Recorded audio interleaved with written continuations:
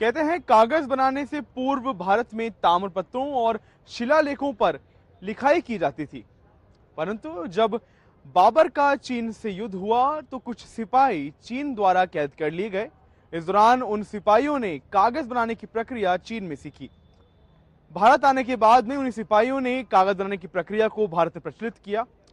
आपको सुनाते हैं चित्तौड़गढ़ के घोसुंडा जिले की एक ऐसी कहानी जहां का परिवार आज भी हस्त निर्मित कागज यानी हैंडमेड पेपर की कला को जीवंत किए हुए है। आइए लेके चलते हैं इस अनोखी स्टोरी पे। बात करीब 400 साल पुरानी है। 400 साल पहले मेवाड़ में महाराणा उदय सिंह द्वितीय का शासन था। महाराणा उदय सिंह द्वितीय ने कागज के बारे में सुना तो हरियाणा के नारनौल से कागजी परिवार के कुछ सदस्यों को मेवाड़ बुलाया। हाथ से कागज बनाने के लिए पानी की आवश्यकता होती थी, इसलिए महाराणा उदय सिंह द्वितीय ने चित्तौड़गढ़ के गांव घोसुंडा का चयन किया, क्योंकि गांव घोसुंडा में 3 दिशाओं से बेड़च नदी बहती है और महाराणा उदय सिंह द्वितीय के कहने पर मिर्जा शाह बेग और फतेह शाह नामक 2 भाइयों का परिवार 400 साल पहले गांव घोसुंडा में आकर बस गया। मिर्जा शाह बेग और फतेह शाह को कागज बनाने का अच्छा अनुभव था, तो महाराणा उदय सिंह द्वितीय ने कागज बनाने के सामान का इंतजाम मेवाड़ स्टेट से ही करवा दिया। बाद में घोसुंडा में कागज बनाने का कारखाना भी लगाया गया। हालांकि अब कागज बनाने का कारखाना बंद हो गया है। इंडिया में बाबर के साथ हमारे पूर्वज आए और बाबर जब इंडिया आया उसके पहले उसने चाइना पे अटैक किया था। चाइना पे अटैक किया तो उसकी डिफीट हुई और उसके बहुत सारे सिपाहियों को कैद कर लिया गया।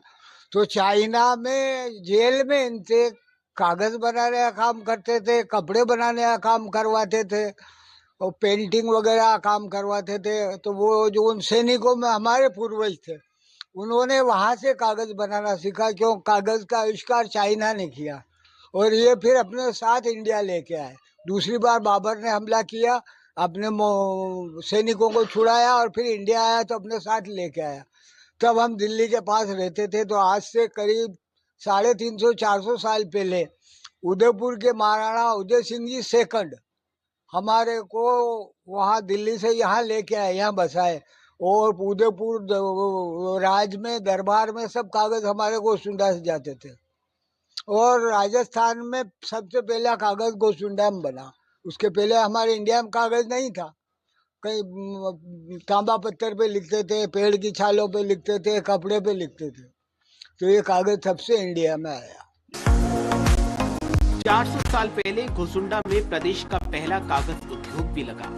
धीरे धीरे जोधपुर, जयपुर सहित अन्य रियासतों तक भी ये कला पहुंचने लगी। महाजनों की बहियां, स्टाम्प इसी कागज से बनने लगे। मिर्जा अकबर के पास 1943 का 50 पैसे का स्टाम्प वाला कागज आज भी है। घोसुंडा में पीढ़ियों तक उद्योग चला और पनपा, जिस पर अंग्रेजों की हुकूमत के बाद ग्रहण लग गया।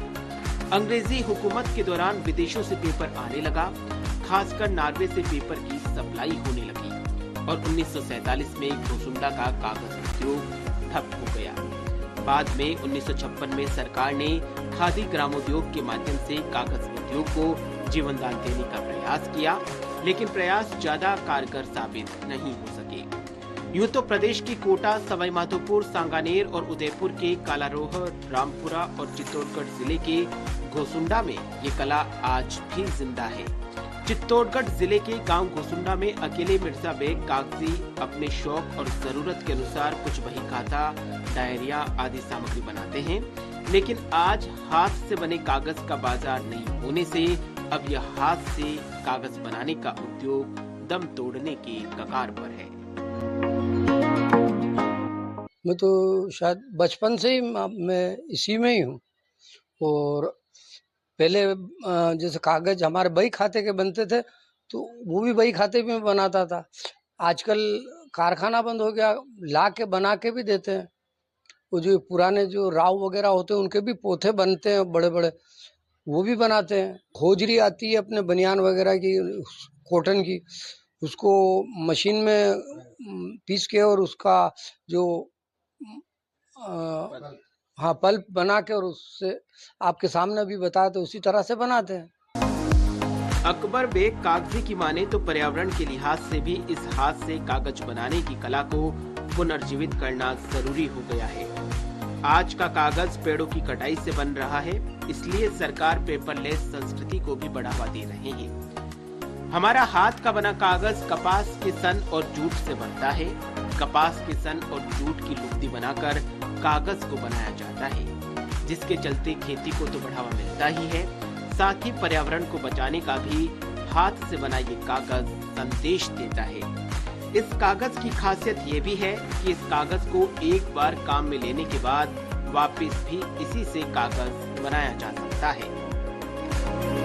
अब जैसे कि बड़े पापा ने बताया कि 350 साल पुरानी प्रक्रिया है और हमारे जैसे दादा परदादा ये हैंडमेड पेपर का काम करते ही आए और अभी तक कर ही रहे हैं।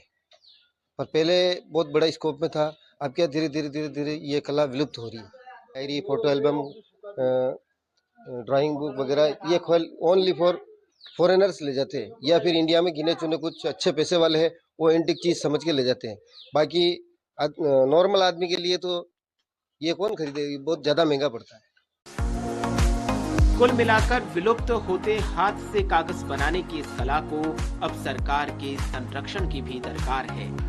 सरकार हाथ से बनने वाले कागज के उद्योग को बचाने के लिए खुद इन कारीगरों से कागज खरीदे तो इस हाथ से कागज बनाने की कला को जिंदा रखा जा सकता है।